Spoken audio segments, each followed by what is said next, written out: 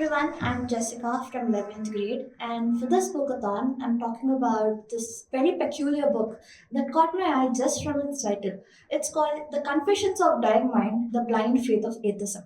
It says the blind faith of atheism. Isn't it contrary to what atheism really is? Now, for the introduction of the book, this book is written by Halil Kite, who is an IAS officer, and this book mainly tries to bring the reader out of their pre-made notions about God, science, and philosophy. And this book, the message is very clear that atheism is also blind faith. Like theism is said to be, atheism also requires a degree of faith in the absence.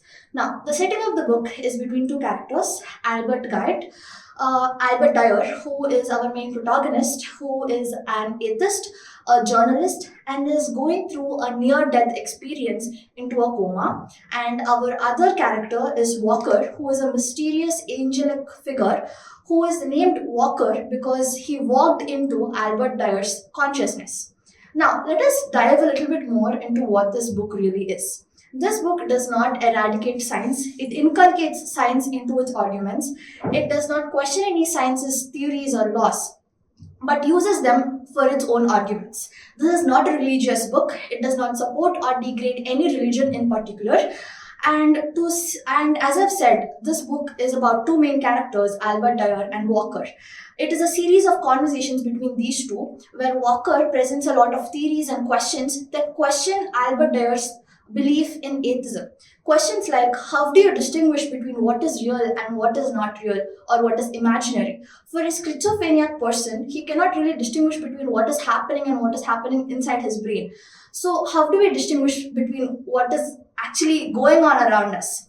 And things like, is everything we see as it is are perceived in our brain, or does our brain distort them into however we like? And we often use the argument that we cannot see God, right? Can we also see gases or the love of a mother? But we do not say these are not existent, right? So why is that logic being applied when we talk about God? Not only that, science also has its own shortcomings. Them being that science is also based upon assumptions.